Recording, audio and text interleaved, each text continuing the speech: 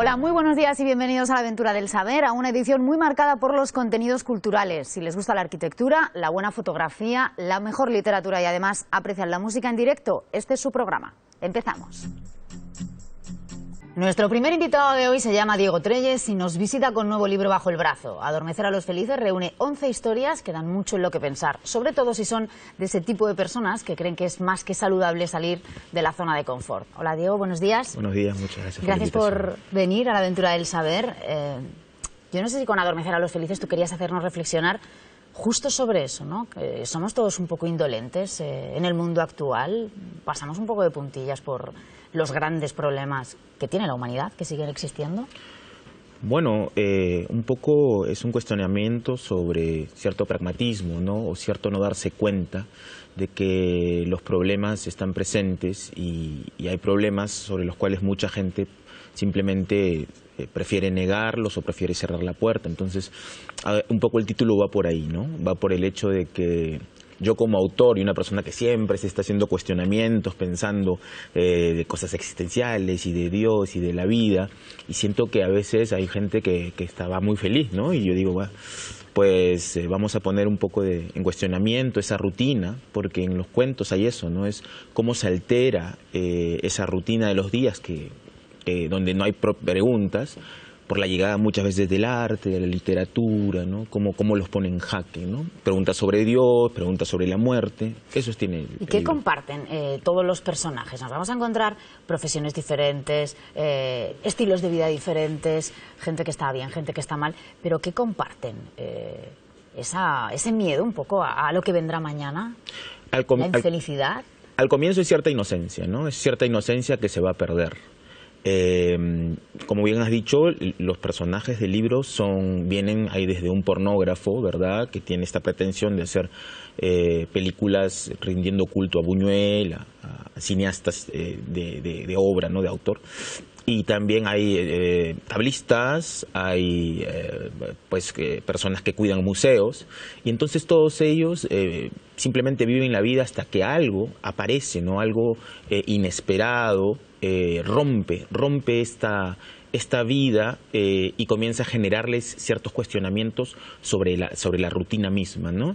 Entonces el adormecimiento a los felices, que viene de un epígrafe de un autor que yo admiro mucho, que es Céline, nace un poco, esto es lo que une a estos personajes, que es básicamente qué pasa cuando estas preguntas aparecen en nuestra vida y lo trastornan todo, ¿no? Entonces, eso me interesaba por un lado también lo político, ¿no? Hay cuentos en los cuales lo político, que es el tema principal de mi novela Bioy, está como oculto, como dormido, y aparece de pronto por detalles, ¿no? Dios está en los detalles, es una cita que a mí me gusta mucho de un crítico alemán que se llama A.B. Warburg, ¿no? Y ni siquiera es una cita mística, ¿no? Es una cita que habla básicamente que a veces los detalles, los pequeños detalles, nos revelan un infierno a veces, o un mundo que parece oculto, ¿no? Y de las pequeñas cosas que nos unen a todos al final, ¿no? Que al final uno, cuando está leyendo el libro, se encuentra identificado en muchos aspectos con personajes que no tienen nada que ver entre sí, que quizá no tienen tampoco que ver contigo, pero al final esas inquietudes nos unen a todos, ¿no? Es como, por ejemplo, a nivel geográfico, hay relatos que se desarrollan en México, en Perú, hay diferentes emplazamientos también en Europa. ¿Te ha sido difícil hacer esa hoja de ruta? ¿Ha sido accidental? ¿Ha sido algo buscado, persiguiendo matices de...? De hecho, la estructura misma del libro persigue ese dentro y fuera, siendo los primeros 5 relatos dentro, o sea, de mi país, Perú, una especie de intermezzo, que es así como se llama, que es este cuento dialogado entre 2 gángsters, uno mexicano y uno peruano en el DF, que rinde tributo a cuentos como The Killers de Hemingway o Detectives de Roberto Bolaño. Y la segunda parte es el afuera, es el mundo que yo he transitado, porque yo soy una persona que la mitad de su vida ha vivido fuera del Perú. Y a mí me encantan mucho los dialectos, las formas, por ejemplo, a veces los problemas malentendidos que genera lo lingüístico, ¿no? Que eso también explora el libro. Y otro de los temas que yo creo explora tiene que ver con el racismo, ¿no? Es decir, cómo el racismo está impregnado muchas veces en actitudes cotidianas, en frases, en cosas que se dan por hecho, y un poco el libro pone en cuestionamiento también esto, ¿no? Entonces, es un libro que aspiraba de alguna manera a tener esta estructura bien marcada de 5 cuentos dentro y fuera del Perú, pero al mismo tiempo era un libro que habla de manera global de esto, ¿no? Porque los cuestionamientos que yo hago no son localistas, ¿no? Son cuestionamientos que están presentes en todos nosotros y que conforme avanza más el mundo, conforme todo se hace un poco más pragmático, todo se, digamos, se relativiza con tanta facilidad. Entonces es bueno recordar que siempre está presente un cuestionamiento metafísico, existencial, que tiene que ver con nosotros, ¿no? Entonces, unas preguntas que nos hacemos los escritores, los filósofos, siempre están presentes esta forma de ver la vida, que a veces puede ser un poco catastrófica, pero que no deja de tener la nota de comedia. En la novela, en el libro hay comedia, ¿no? Casi es un personaje, ¿no? El humor negro, una forma de reírse que a veces te cuesta encajar, ¿no? Que son como puñetazos casi. Exacto. Esto es un personaje más que está presente en todos los relatos. Yo me interesaba esa risa, ¿no? Doliente, ¿no? Esa risa que te ríes, pero a veces es un poco de miedo. Es algo que yo he admirado mucho en algunos escritores, como por ejemplo el mexicano Jorge Ibargüengoitia, que lo hace de una manera bien interesante, ¿no? Es decir, uno se ríe, pero a veces se ríe porque está descolocado, como que le han quitado el piso y se ríe un poco de miedo. Pero hay también, digamos, chistes, ¿no? Tal cual, ¿no? Entonces, la misma forma de los cuentos también es un poco atrevida. Es un poco atrevida porque no aspira a la circularidad, sino más bien es un poco, se pone metas, se pone a jugar con la forma. Y eso es algo que yo sí estaba persiguiendo, ¿no? Porque me interesa, porque en mis otros libros lo he hecho, ¿no? En Bioy la risa también está presente, pero es una novela que habla de una época muy trágica del Perú, ¿no? Que es la violencia de los 80s. ¿Y qué te ha permitido el relato que no te permita? Por ejemplo, la novela, ¿no? Bioy, que es tu novela más premiada, ahora está a la venta también en Francia. Sí, salió en Francia hace poco, sí. ¿Te está yendo muy bien con ella? Sí. ¿Qué te ha dado el relato? ¿Que la novela se te resistiera un poco? Bueno, son formatos distintos. Yo creo que siempre el relato es un poco más difícil. Es decir, en el relato, en pocas palabras, uno tiene no solamente que captar la atención del lector, sino que desarrollar lo que a veces la novela te permite con más libertad. En esencia, yo me gustan los dos géneros, los practico, empecé escribiendo relatos, luego entré a la novela, ahora estoy haciendo una novela. Me gusta el aliento corto, el aliento largo, pero también yo siempre cuando hablo de la literatura me gusta hablar un poco del fútbol, porque la siento cercana siempre, ¿no? Y a mí me han gustado siempre los jugadores que pueden patear con los dos pies, por ejemplo, o tienen la posibilidad de ir más rápido, ir más lento, poner pausa. Me encanta eso. Entonces, yo intento un poco ambos géneros porque los dos me generan el mismo placer estético, ¿no? Y en esa investigación de formatos que nos comentabas antes, que el libro no es unitario, en ese sentido uno se va a encontrar, digamos, relatos clásicos, otros que tienen, digamos, forma de diario, por ejemplo. ¿Cómo ha sido enfrentarse a un trabajo así? Porque eso complica aún más, ¿no?, la elaboración de un libro. Bueno, a mí me gusta mucho el cambio de los registros, por ejemplo. Me gusta mucho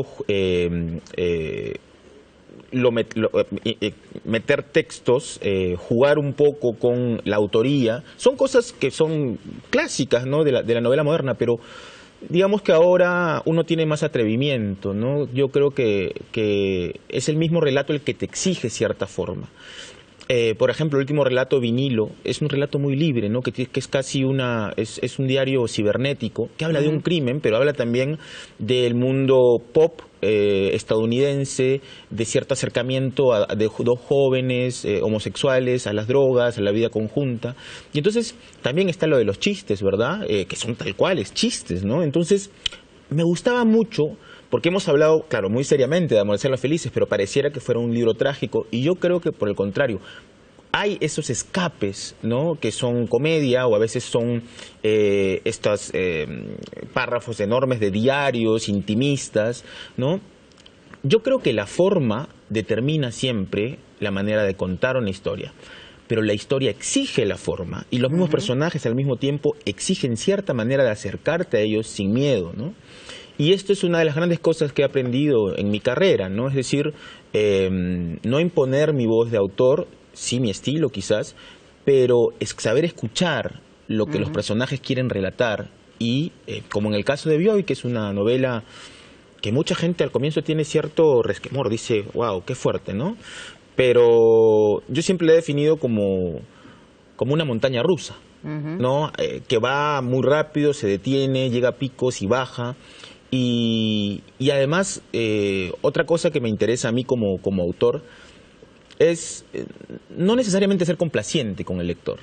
Yo no quiero que todo el mundo me quiera, yo quiero ser fiel a mi historia y llevarla, si es que tengo que llevarle los límites más duros, pues así será. En Bioy yo hablaba de una época terrible en el Perú, de varias, ¿no? No solamente el conflicto armado, sino también la dictadura. Entonces, para mí, yo no quería embellecer nada. Yo quería que fuera casi una especie de experiencia catártica, ¿no? Y entonces dije, pues le voy y si no quieren leerla, pues me va a doler, pero bueno, yo soy leal y fiel a mi planteamiento, ¿no? Y Diego, nos queda solo un minuto, pero quería preguntarte, ¿no? En estos relatos, obviamente están tus gustos por el cine, hablas de música, hablas de cultura en el sentido amplio, y por supuesto hablas del escritor. ¿Qué tenemos que entender aquí, ¿no? En este caso, en España, desde Europa? ¿Qué diferencia el escritor peruano del resto? ¿Cómo se vive allí la profesión, entre comillas?